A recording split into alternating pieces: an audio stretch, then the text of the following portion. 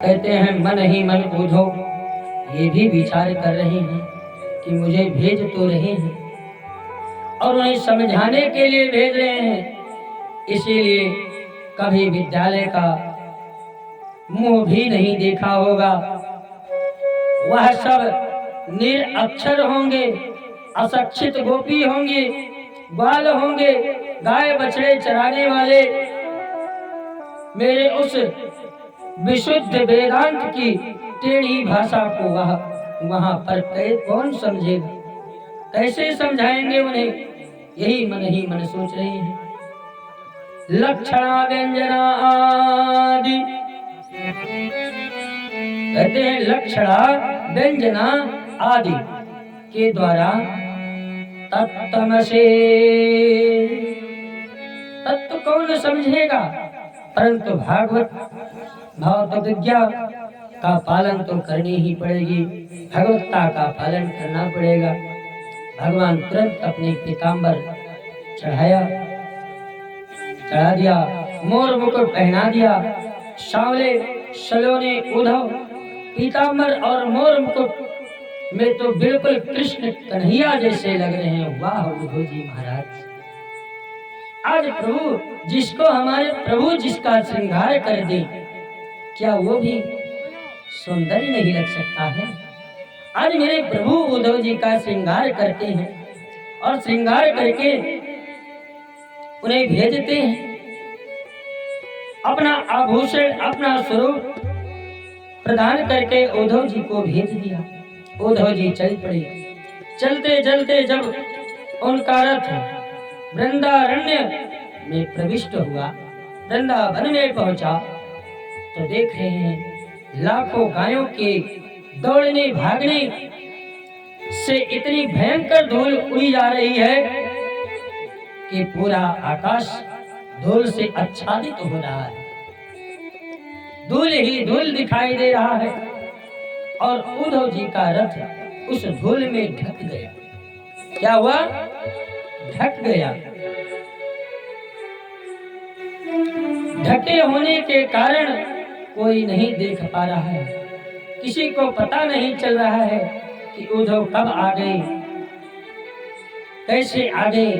कहते गोदोहन शब्द दसों दिशाओं में गूंजती जा रही है। गोदोहन यानी सायंकाल, गोधूली का बेला,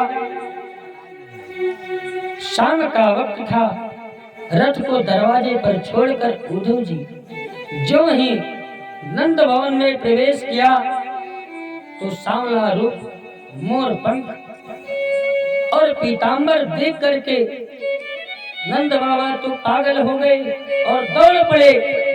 मेरे भक्तों, पागल होकर के, विरह से कातर होकर के मेरे नंद बाबा दौड़ पड़े। उद्धव जी को भाव पास से, प्रेम के बंधन से हृदय से अपने लगाया, कस करके हृदय से लगाया। और कहते हैं, नंद बाबा रोक करके कहते हैं, नंदा पिता परिस्वाजया वसुदेव वाधिया अर्चया। नंद बाबा को लगा मेरे भक्तों कि आज कन्हैया आ गए हैं और मेरे लिए, मेरे इस वात्सल्य जो उमड़ रहे हैं वो कन्हैया के लिए उमड़ रहे हैं। मेरे भक्तों, प्रेमाश्रुत से उद्धव जी का अभिषेक किया, उद्धव जी के पैर को प्रक्षालन किया, उद्धव जी का स्नान कराया। और जब अलग हट करके ध्यान से देखा तो मेरे भक्तों, नंद बाबा का होश उड़ गया। ये तो हमारे कृष्ण जैसे नहीं लग रहे हैं, हमारा लाला ये नहीं है, कृष्ण नहीं है। तब उद्धव जी ने प्रणाम करके कहा, बाबा मैं तुम्हारे लाडले कृष्ण का मित्र हूं और मेरा नाम है उद्धव। मेरा प्रणाम तो आप स्वीकार कीजिए। बस इतना ही पर्याप्त है मुझे। अरे अपना बेटा परदेश में हो, कदाचित ना आ सके तो उसका मित्र भी आ जाए तो वह भी उतना ही प्रेम, उतना ही प्यार करते हैं सब माता पिता। जब आज उद्धव के बारे में जब सुना कि ये हमारे कृष्ण का सखा है, तो सुनते ही नंद बाबा का औत्सल्य उमड़ पड़ा। कहते हैं कि अपने बेटे को देख प्रसन्न हुआ ये मन, बेटे को मित्र को देख कर हर्षित हो गया ये मन। भेजित प्रमाणेन प्रविष्टं कशिपो सुखा, कशिपो सुखा सुंदर सुंदर भोजन कराया, एकांत कक्ष में ले जाकर, विश्राम कक्ष में ले जाकर जब विश्राम करके थकान उतर गई, तब नंद बाबा और यशोदा उद्धव जी के पास आकर के बैठे। अब विविध प्रकार से कुशलता के प्रश्न पूछ रहे थे। कच्चितांग महाभाग सखाना सुरनंदना,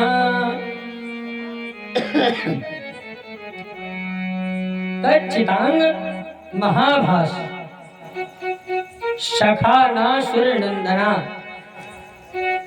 अब देखिए हमारे नंद बाबा उद्धव जी महाराज से अपने लाडले कृष्ण का वर्षों बाद कोई सखा आया तो पूछना बहुत कुछ चाहते हैं नंद बाबा मेरे भक्तों, और बहुत शीघ्र पूछना चाहते हैं, पर एक शिष्टाचार है। अब तो शिष्टाचार सब लोग भूल गए, शिष्टाचार का मतलब ही नहीं समझते। पहले संस्कृत भाषा में परिचय दिया जाता था, आज वो परिचय संस्कृत भाषा में क्या, आज के लड़के जो इंग्लिश मीडियम में पढ़ाई करने वाले हैं वो हिंदी भाषा में शिष्टाचार नहीं कर पाएंगे, हाल चाल नहीं पूछ पाएंगे। ये किसकी गलती है? माता पिता की गलती है। इंग्लिश मीडियम में पढ़ाई कराने के लिए आपने भेज दिया, लेकिन परिवार में, घर में माता पिता कोई अतिथि आ जाए उसका स्वागत सत्कार ना कर पाए तो इतना पढ़ने से क्या फायदा है? बोले वृंदावन के बिहारी लाल की जय हो। तो शिष्टाचार है कि घर में कोई अतिथि आवे तो देखते ही उससे प्रश्न की झाड़ी मत करना, पहले प्रश्न ही मत पूछ लेना, पहले उसके भोजन पानी का प्रबंध करो, उसे विश्राम करा दो। जब वो विश्राम प्राप्त करके बैठे तब अपनी बात को बोलो। ये है हम लोगों की मर्यादा। क्या है? हम लोगों की ये मर्यादा है। नंद बाबा ने ऐसे ही किया। नंद बाबा ने कन्हैया के एक एक पल के बारे में जानने के उत्सुक हो रहे हैं, कैसे उनका एक एक पल, एक एक क्षण बीत रहा है, परंतु अभी व्यवहार निर्वाहन कर रहे हैं। और फिर जब अपना प्रश्न किया तो कृष्ण कन्हैया के बारे में सबसे पहले सीधा नहीं पूछा। कहते हैं मेरा सखा वसुदेव कुशल से तो रह रहा है, क्षेम कुशल है, धर्म कर्म उसका ठीक चल रहा है,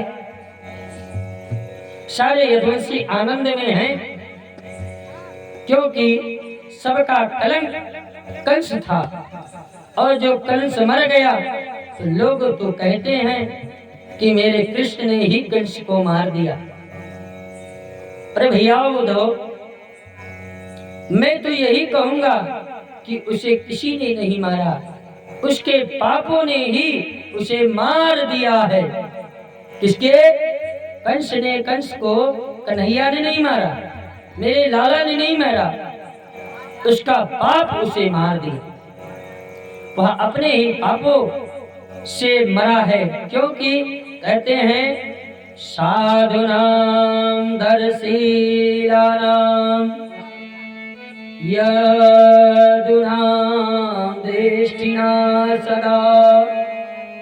साधुनाम धर्मशीलानाम यदुनाम दृष्टिजा सदा।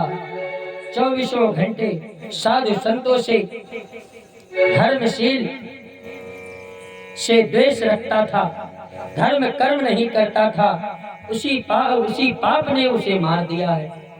और मेरे कृष्ण तो एक निमित्त है। क्या है? एक निमित्त है।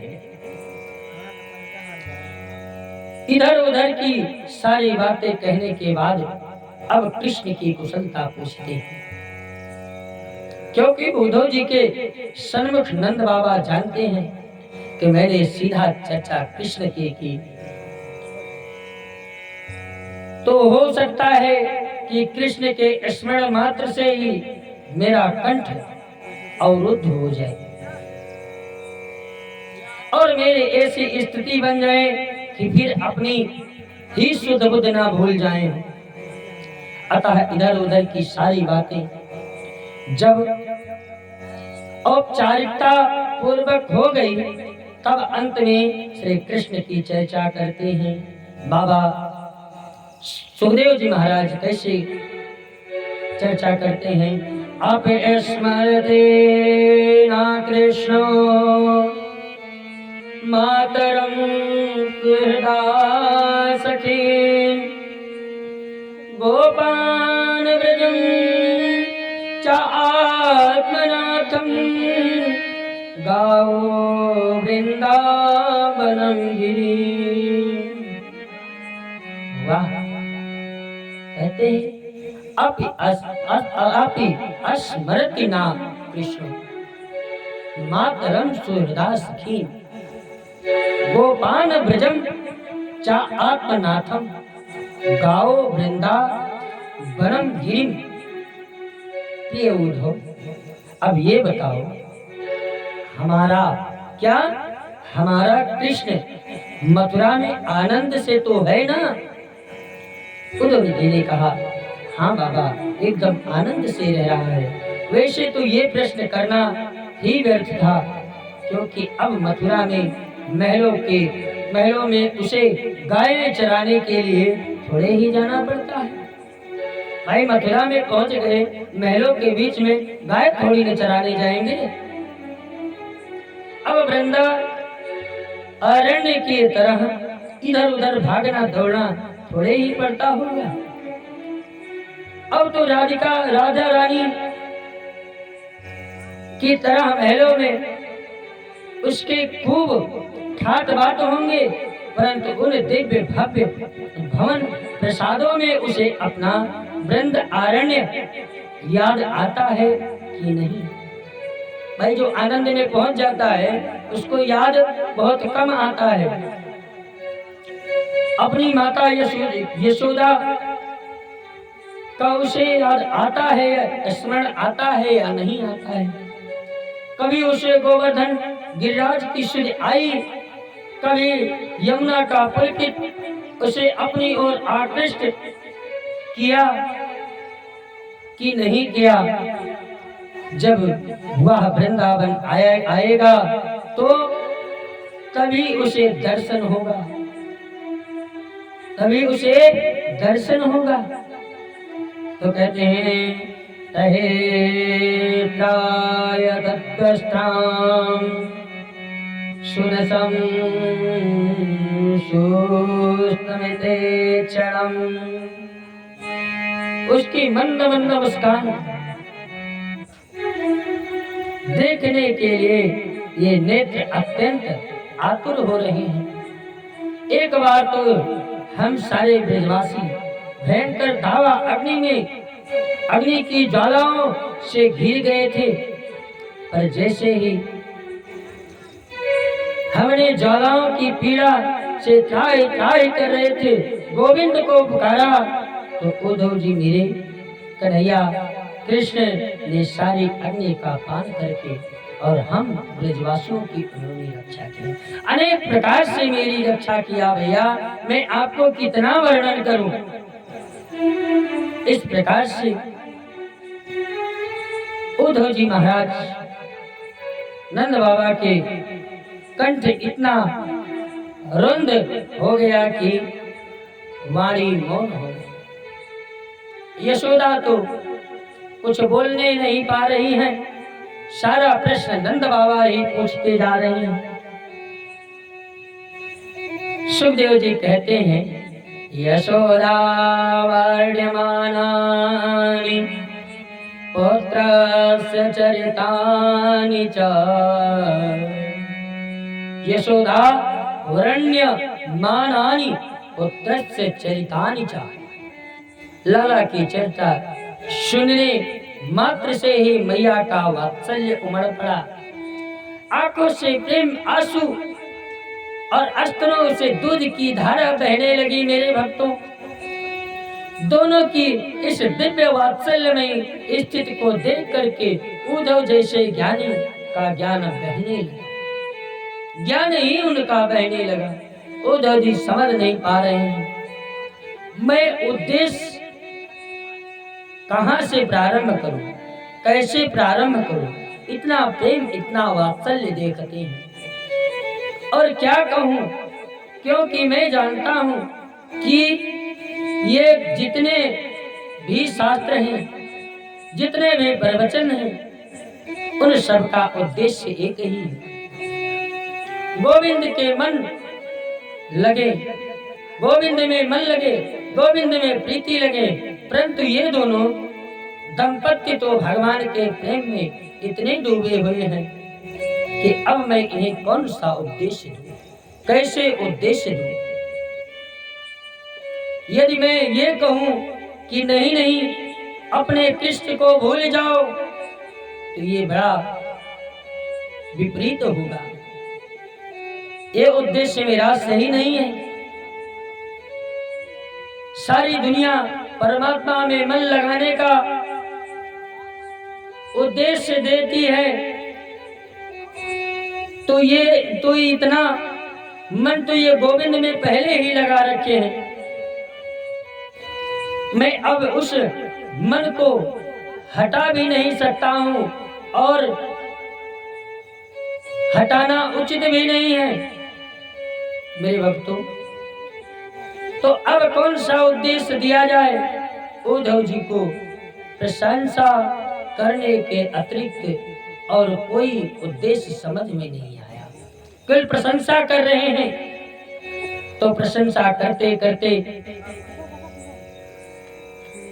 मेरे प्रभु का उद्धव जी महाराज कैसे प्रशंसा कर रहे हैं।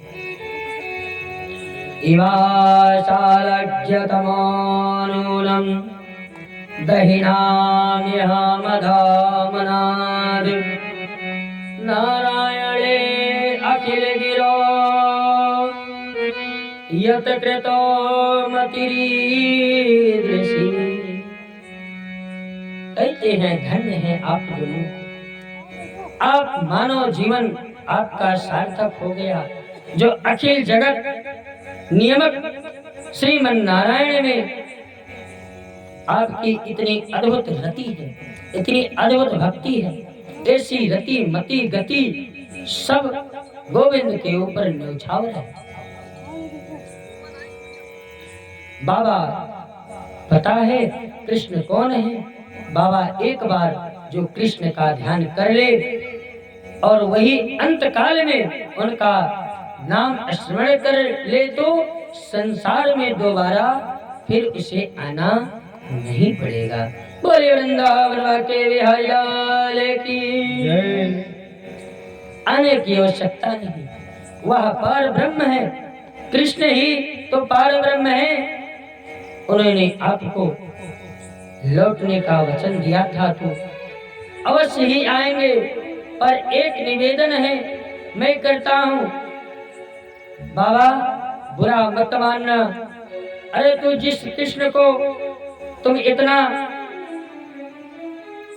प्रेम आश्रित, प्रेम भावुक हो रहे हो, तुम केवल अपना बेटा समझ रहे हो ना, वह केवल तुम्हारा बेटा ही नहीं है, वह घट घटवासी है, हर जगह व्याप्त है। किसी संत ने कहा है कि हमारे प्रभु दर्रे दर्रे कण कण में विराजमान मान है, कहाँ नहीं है मेरे प्रभु, हर जगह है।